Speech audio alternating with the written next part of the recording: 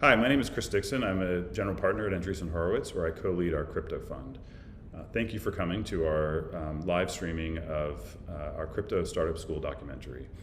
This documentary came out of our Crypto Startup School program, which was a program we launched last year, which was meant to share kind of the best practices that we've learned over the years about how to create a crypto startup. There's a lot of great programs out there for teaching people about startups. We thought there was kind of missing one specifically about crypto. We had a ton of interest. We had thousands of applicants for our program, and we ended up choosing 45 students. They came in person in February to our site in Menlo Park, California. Then COVID-19 hit, and we had to go virtual. What you'll see here in this documentary, I think, is a really interesting story about the entrepreneurial journey, the ups and downs of creating a startup, some of the unique features of creating a crypto startup, and also entrepreneurs dealing with the pandemic.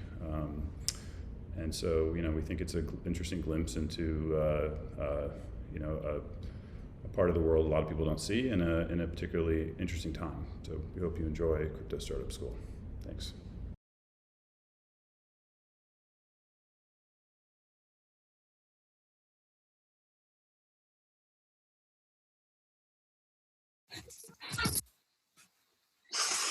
Oh, Lord. Man, what a time to be alive. What really kicked us off to crypto is that we need to figure out a way for the community to own their data. It's a different mentality. It's like global mentality. We present ourselves an interesting opportunity to rewrite the culture from a blank slate. The kind of risks you take in finance is really high probability of success and low return. On the West Coast, it's sort of the opposite. The idea of a decentralized computer that any developer could program on top of really fascinated me. There's some things that we've deployed that are now protecting billions of dollars, which is exciting and frightening at the same time. Basically, I realized that we had a really big problem with our design. If you're a new engineer and you see this new thing growing and you commit to learning about it, that's like a golden ticket. I came to California for this program without really knowing many people. I was in tears, not knowing whether this community will be able to survive and how we can survive. That's the moment where it really set in. This pandemic is a serious crisis and kind of scary. Going out and telling the world about this dream that you have and then getting pretty consistently shot down, you have to be pretty tough for that.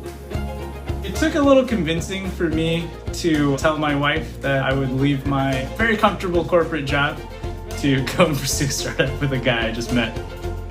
I moved from Miami to San Francisco 7 months ago, put my whole family in a Jeep to join the DeFi revolution here.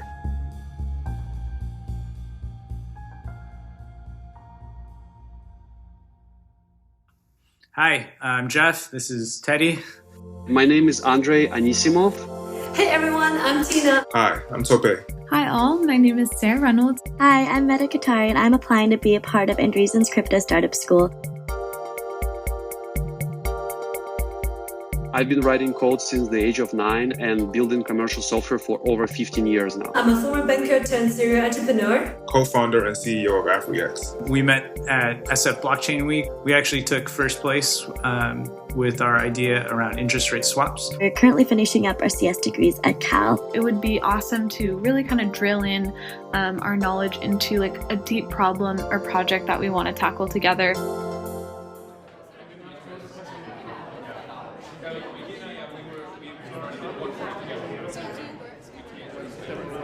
Hi, everyone. Thanks for being here. Very excited to kick things off and to have everyone.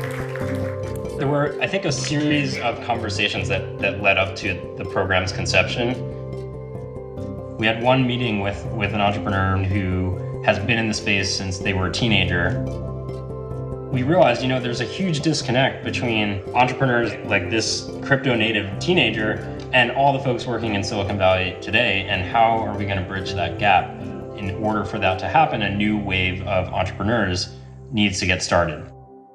I doubt many people here are in this just because they want to see the prices go up. They're here because they actually believe in the technology, right? So picture a person running through a maze, and there's treasure, and there's monsters, and there's all sorts of other things. And this is kind of the life of a startup, is you run in the maze, and you realize, oh God, no one likes this app, and I'm going to try this thing. And you're kind of running around, and every once in a while, a new part of the maze just kind of opens up, like mobile phones. Now you can do this, and like it's a whole new kind of area of the maze. Our feeling is there's this very rich new maze, the blockchain maze. You can have computers that can make commitments. What can you do in this design space? I learned about Bitcoin in 2013, but it wasn't the currency that interested me at all. It was actually proof of existence, which was, I think, probably the first app built on top of Bitcoin. And then, like, shortly after that, I think the Ethereum white paper started floating around, and that, like, read to me like a sci-fi novel, so that got me hooked. Meta and I co-founded She256, which is a nonprofit that aims to kind of increase diversity and inclusion in the blockchain space. So my dad is actually the first person who kind of told me about Bitcoin. Yeah, there's like this cool thing. It's like money, you can like mine it. And I was really little and I was like, what does this mean? Like, how do you mine things? I thought it was like physical mining and I just kind of didn't think about it. I don't like being siloed. I love being a generalist, which is why I really like the idea of entrepreneurship.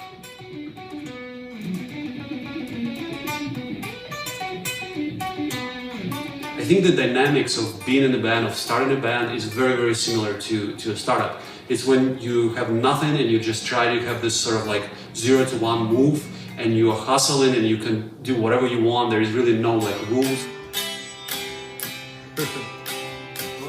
My whole life I wanted to do two things, programming and finance. And what is the coincidence that crypto is essentially just intersection of two, and that's the only thing I truly, truly want to work on? Our worlds are converging through crypto. My background is in economics and finance. I grew up in constant denial of things that I end up doing. My parents were in diplomacy, and my father was an economist. Those two are undeniably the foundations of what forms our crypto societies. So, you know, the ironies of life. Rite of passage. I got into crypto at a hackathon, actually. This dude was like, hey man, have you heard about Bitcoin? I was like, no, what is that? He's like, it's like this digital money. And he starts, giving me the whole spiel. And so at that point, I started learning about it, read the white paper, and I was like, okay, I get it. I ended up going to work at Consensus for a while. And again, that grew my knowledge, dramatically. I moved to Nigeria and then eventually started a Bitcoin exchange. AfroX is a multi-currency wallet. You can send money to anybody in the world using any currency of your choice. We do crypto and fiat. We put the two next to each other so people can transact using whatever currency they want to use, whether that's like South African Rand or whether that's like Zcash. We want people to have the choice.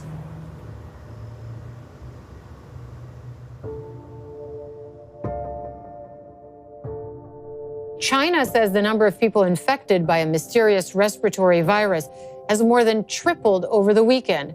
There are now 218 confirmed cases of the new coronavirus. Welcome back to week 2.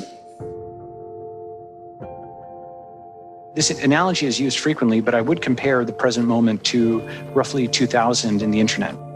Everybody had heard of the internet, but not everybody used the internet in 2000 on a daily basis. And that's very similar to kind of where crypto is. Started my career as an interest rate swap trader at Barclays in London. Was there for 3 or 4 years. Then I traded crypto again in London, and I moved here a couple months ago to start SwapNet with Jeff. Yeah, we met at the DeFi Hackathon here in San Francisco. Teddy asked me if I had any ideas for a project, and I said, I have a very specific idea. It's to do fixed rate, fixed term lending on Compound. And his eyes got real wide because it was a stroke of luck. Because he was an interest rate swaps trader. Yeah, I think that there are some broad goals, definitely. We want to have all the code written. That's big, and that after that stage, then it's sort of like you socialize the code itself and go to security audits. And also raising money. Oh, yeah. From the VCs here. I mean, that goes without saying. Yeah. Because you don't know exactly what developers are going to build, and if there's one thing we know about devs, it's that they have a great ability to take what is defined and really expand on it and push it forward. You don't want to stop people from continuing to innovate on your platform.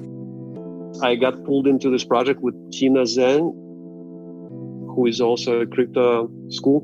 And I think she's doing something super, super cool, which I think has a lot of potential. So it's a contract that synthetically simulates payoffs from Bitcoin mining.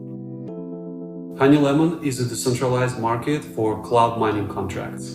Investor exchanges cash today to receive future Bitcoin payoffs from mining activity.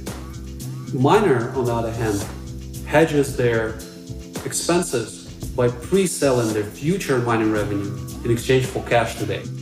Andre understood the essence of it is actually trying to create a liquid market to help the miners who are a huge part of the blockchain economy to hedge their risk. We have quite a large Flash organization that's currently working around the clock on many different continents. We have right now 2 amazing developers in Cape Town. We have people in Estonia joining our project. We have people from the States and from Beijing. We're not here trying to do a research project, but we're here trying to launch something useful. Yeah, just another day, another dollar. You got to start from where you are. And we already have like a set of users that we're, providing great service for. As you grow it, the people in the community, you'll always find like 1 or 2 people that are like all about it. And then they start bringing in way more people. And that's like what gets them onto the app. We have like one guy on the app, he's an Uber driver, and he has a wife in Nigeria whom he sends money to every week. I have another customer who's a business owner. He has a trucking company. And so he uses the app to like turn Naira back into dollars. People use Western Union, but I think they'll be able to love AfroX. All the other teams are super excited. Some have like fully fleshed out projects. Some are like us, we're kind of exploring what niche we're trying to focus into. We probably talked to every single mentor and a bunch of other crypto startup school participants about our ideas. And we kind of started with like 5 main ones and kind of whittled them down to 2 and then finally settled on this one. We started off with interviewing about 96 people so far online and asking them what their preferences are in payment apps, what they currently use, why they currently use it, all things like that. What's like the hook? From talking to close peers or friends of ours that have like tried to buy crypto in the past, there's a lot of like friction in terms of onboarding. The idea is like finding an easy way to bridge from something like Venmo or like Apple Pay or something onto crypto. We really want to build like some sort of like really rough like MVP, like something bare bones. I can go next. Yeah, go for it. Oh, cool. We're getting a demo. Oh, I love a demo. I'm getting a demo. This is a first cut of a UI that people will be able to come and use to get fixed rate loans. You can lend or borrow DAI that will settle at each one of these maturities. I think this looks awesome. Good job, dude. Yeah, no, this is awesome. Is this public? Yeah, take a look. If you find a bug, I'll give you a candy bar. Nice. The first version would be a lot easier to audit. It would be, something on the order of 400 or 500 lines of code. The full version is probably, closer to 4,500 or 5,000 lines of code. So that's going to take a few months to audit and fully feel comfortable putting that on mainnet. The full SwapNet thing includes partial collateralization as opposed to the over collateralization that exists in DeFi today. And when you include partial collateralization, you introduce a lot of risk into the system. This SwapNet Lite is something we could launch in the relatively near term. I really like Teddy. I think we work really well together. It's good to have someone you can be very direct and honest with. Teddy and I met in November. I told him right off the bat, I'm only having a kid next year. My wife is 38 and a half weeks pregnant, so I'm going to have a kid in any day now. My wife and I talked about it. It was like, opportunities like this don't come around like all the time. You should do it, right? The global pandemic I did not anticipate, and that does add a little, like it's a little cherry on top of all this. Travel bans, face masks, and fear. We connect you through the latest as the novel coronavirus spreads to nearly a quarter of the world. The number of new cases reported outside of mainland China. Test one. I know on the black list, no cases there. So the coronavirus is here in the States, and there's a bunch of cases in San Francisco, and it's starting to disrupt things. It's kind of ironic that Crypto Startup School has gone fully remote because we've now essentially decentralized this network.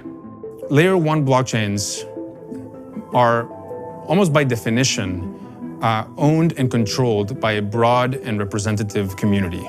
That is what people mean when they say that they are decentralized. Smart contracts are able to get people to trust in one another, to be able to interact with one another. Because of their sovereignty, they're able to create this kind of common ground with enforceable rules that everyone can trust in.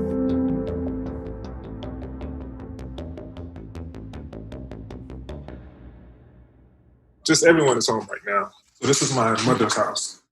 It's a very crazy time, man. I don't think anybody could have predicted this.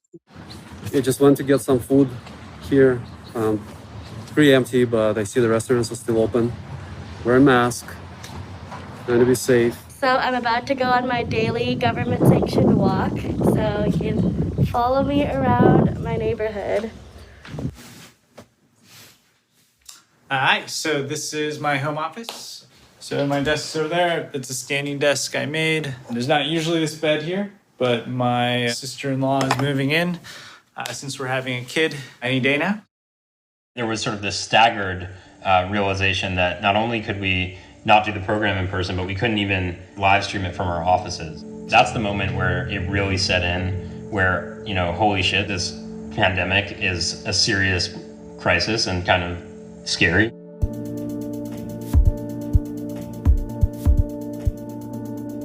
I haven't met anybody in person like related to SwapNet for like not even Jeff for like over a month now.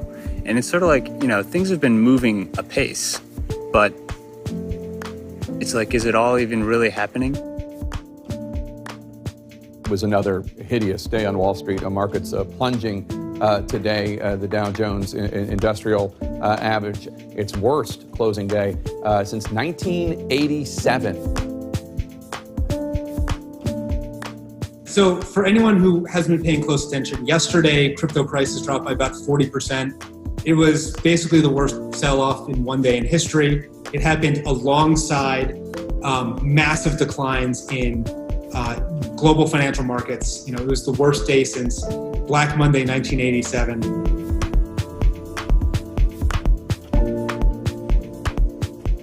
Days like yesterday happen, you know, not all the time, but regularly. And we need to be sure that our system can withstand that. We believe very strongly in what we're doing, and we're not gonna not do it. Like, we're gonna do it kind of whatever happens. Yeah, dude, it's a big deal. It's a big deal. I think it's, if anything, accelerated the vision that we had at AfriX. Going to a bank branch is a bit difficult, right? So people need like electronic forms of payment. There's an economic downturn right now. Like, beyond just the virus situation, people aren't working. So there's actually a lot of remittance dollars passing. I do whatever needs to be done, you know. Sometimes that's customer service, sometimes that's coding. This is like a coding week. And then next week it may be something else totally, so. I put an online order last night. So just ordered an Uber Eats and it's already dark. So I'm gonna try to find it. There it is. Looks good. I feel like some protein tonight, so. Productivity on what I'm working on has significantly improved. Our auditor is the amazing auditor from Asia who also audited for MakerDAO and major projects in DeFi. And they would like to contribute as a community contributor to this. One day, Tina, you're gonna have to teach me how do you make people work for free for you. Never for me. The key is to create a common. The best idea wins, right? So this is a notebook where I kept track of all the CSS sessions and all the notes I took throughout this whole process. It's been nice having everything together in one place. We named our project Arche. So Arche is one of Jupiter's moons, and we chose it because we are kind of playing with the ideas of exploration, having, quote unquote, normal users, not really interested in crypto, kind of explore this new space. I feel like when you're a founder just ideating, you kind of just think of these crazy things, but then it's like up to like the markets and like the mentors to kind of narrow the scope down. And that's one thing I think we struggled with. There was totally a week where Meta and I had like 10 calls like a day or so, like some crazy amount of calls. When you get to a certain point, there's totally a sense of fatigue. So a couple weeks ago, we had, basically I realized that we had like a really big problem with our design. And it was really, honestly, it was kind of scary.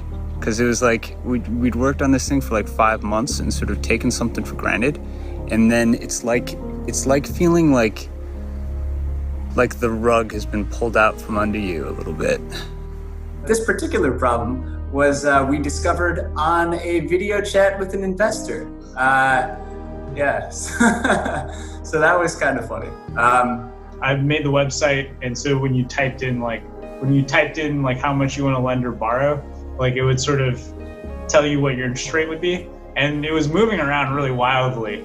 And the investor's like, is it supposed to move like that much? And then I'm like, I don't know. I think maybe the math is wrong. Friday morning we sort of found that, and Teddy like came back with the solution by like Sunday night.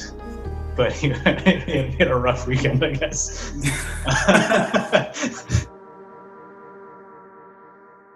Something that works well for building some type of social networks or some type of systems where you can easily revert any mistake. This approach doesn't work for DeFi or crypto.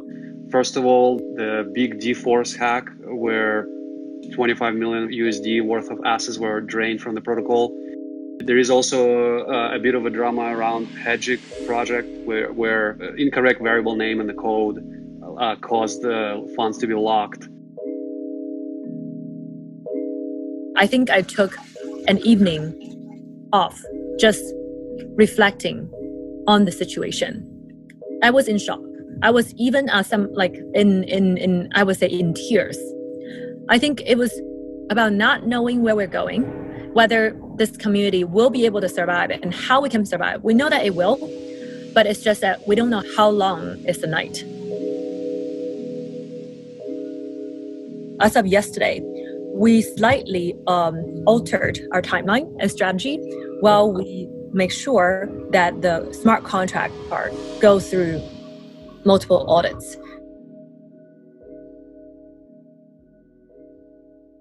Smart contract development is the opposite from Agile. It's the opposite from how software development happens today. The smart contracts that we deploy are a lot more similar to hardware than software. Once deployed, once shipped, very difficult to recall. I think in general, you want to establish a really strong security culture in your organizations. Had a nice walk, gonna do a little bit more work. And yeah, we're still building. I think the audit is scheduled for the next week. Probably some fixes after the audit. More important is to make sure that we have a very high quality code.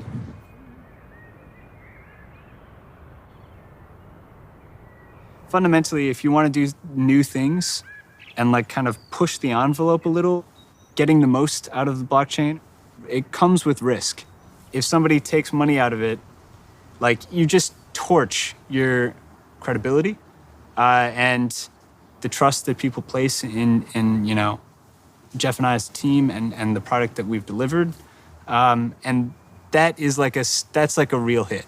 We have done more due diligence than any VC could do on this idea, right? And so I think we can approach this from a position of confidence. What we've heard is people are willing to invest. They're just going to take a bit longer. This is a strange time to be raising money, to be honest with you. It's during the middle of the pandemic.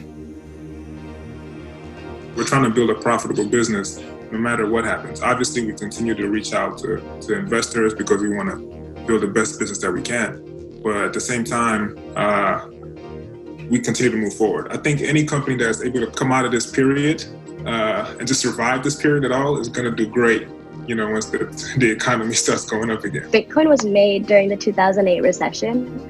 So what will happen now? I'm very excited to see the projects that are going to come out right now. The American government obviously is like printing out money like crazy. So our dollar is getting devalued by the minute.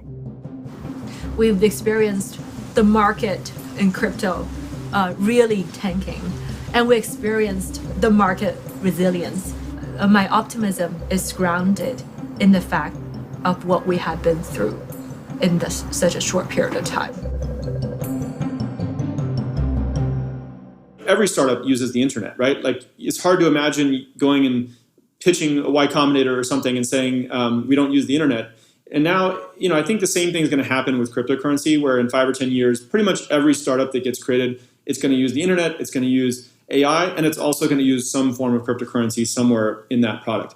So you could imagine a whole new wave of startups being built where every upvote, like button, star, follower, etc. is powered by some underlying token, not some fake karma points. And the early customers who help build those products are actually going to be able to participate in the upside.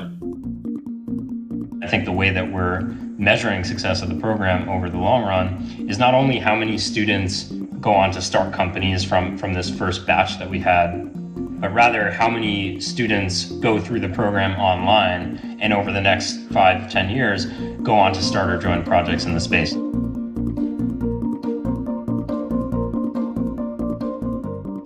Hi, A16Z CSS. I'm Sarah. And I'm Meta. And we're super excited to tell you a bit more about Arch. If you click into that Earn Details button, you're taken to this screen, which shows you a history of all the interest you've earned over time. Our first integration will be Compound, but as the space grows, we imagine many, many more integrations. Hey, Meta. Hey, Sarah, how's it going? We still have to plan like our full day hackathon. Yeah, definitely. And I feel like especially because we're both working in like the crypto space as well this summer, that'll help as well. AfriX is the future of money. Here's your USD wallet, where you can deposit or withdraw money from any domestic or international bank account.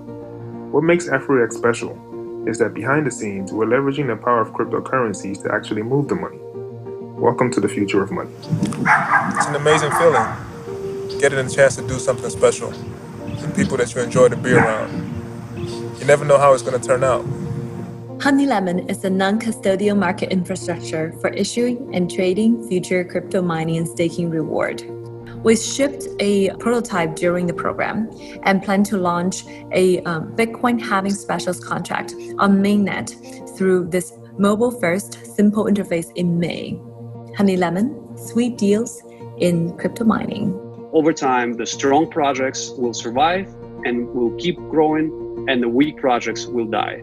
And I think this dynamic will make the whole industry much stronger. I really love the crypto space and I really want it to succeed. And for that to happen, we need a lot more really experienced technical minds and product minds and marketing minds and just smart people. The way SwapNet delivers rate stability is through an on-chain protocol on Ethereum. On the left, we have a version of SwapNet that we will be shipping very soon to mainnet. Thanks for listening. Okay, great. Everyone, we made it. That concludes Crypto Startup School. So big round of applause for that. Talk to you online. Bye.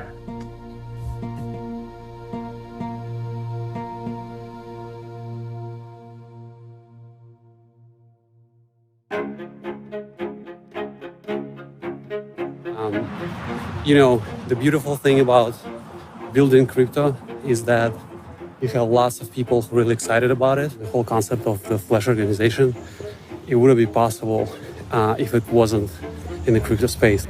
So now I'm all settled into this hammock and just wrapping up the loose ends for Honey Lemon as we approach the finishing line.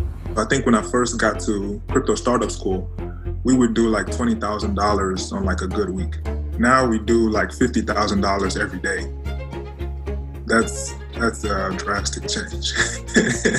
I was super happy. I was like, went outside and just drove for a while, called my mom, She has no idea what Y Combinator is. So Yeah, we've gotten a firm offer, so that's very nice. It ensures that we can continue. The due date is today, actually. But what do I know? I don't know anything. I think what's unique about crypto is that people are doing it truly because they're passionate about kind of what the outcomes could be. Figuring out, what a cultural, a global cultural movement looks like. And that's really what we're aiming for.